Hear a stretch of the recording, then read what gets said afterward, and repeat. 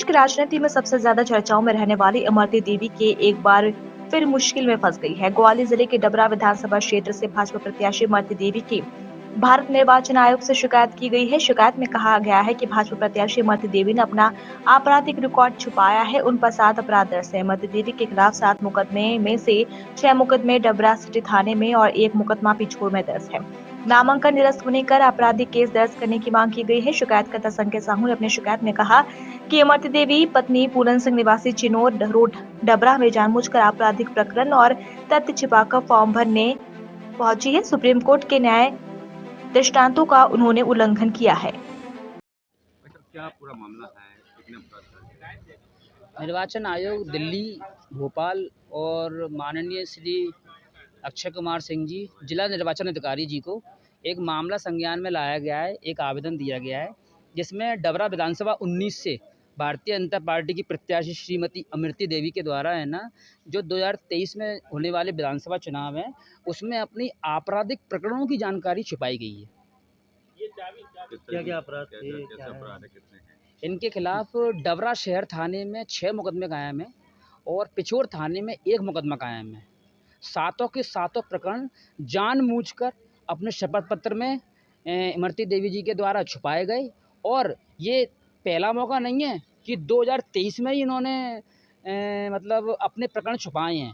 इमरती देवी जी के द्वारा पहला चुनाव 2008 में डबरा विधानसभा से ही लड़ा गया था और 2008 के भी शपथ पत्र में, 2013 के शपथ पत्र में, 2018, 2020 और 2023 पाँचवा विधानसभा चुनाव है।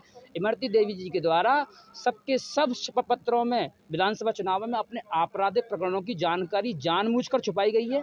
डबरा विधानसभा के एक केस में तो ये 420 की भी आरोपी हैं और इनके खिलाफ 1 मुकदमा पिछोर थाने में दर्ज है। डबरा थाने में 6 मुकदमे हैं, पिछोर थाने में इनके खिलाफ 1 मुकदमा दर्ज है। अभी आप कलेक्टेड आए हैं, किससे आपत्ति जताइए? क्या है किससे आपत्ति? जो प्रेक्षक महोदय साहब हैं, उनकी नॉलेज में ये मामला लाया है, उनको तथ्य प्रमाण स्वरूप डॉक्यूमेंट भी दिए हैं।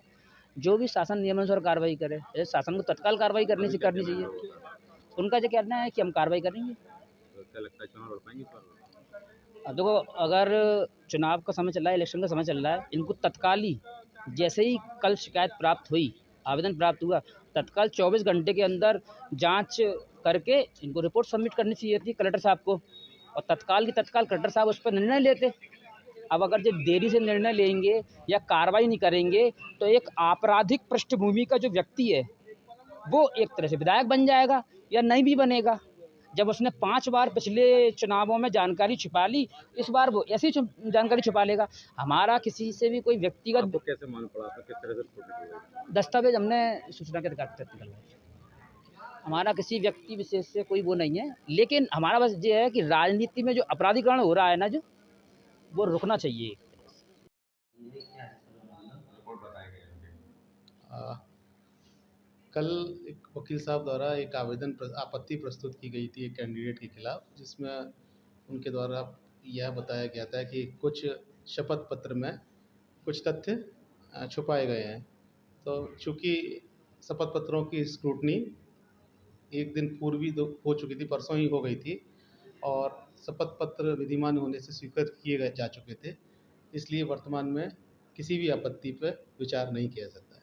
सर, उन पे 5 से 7 मामले दर्ज बताए जा रहे हैं, ये क्या कार्रवाई की जाएगी? मेरी जानकारी में नहीं है, ये निर्वाचन का विषय भी नहीं है। निर्वाचन का विषय रहता है कि शपथ पत्र पूर्ण होना चाहिए और पूर्ण शपथ पत्र पर उस समय समीक्षा के समय कोई आपत्ति प्रस्तुत करता है तो उस आपत्ति पर संज्ञान लेके जो भी नियमानुसार कार्रवाई है वो की जाती है।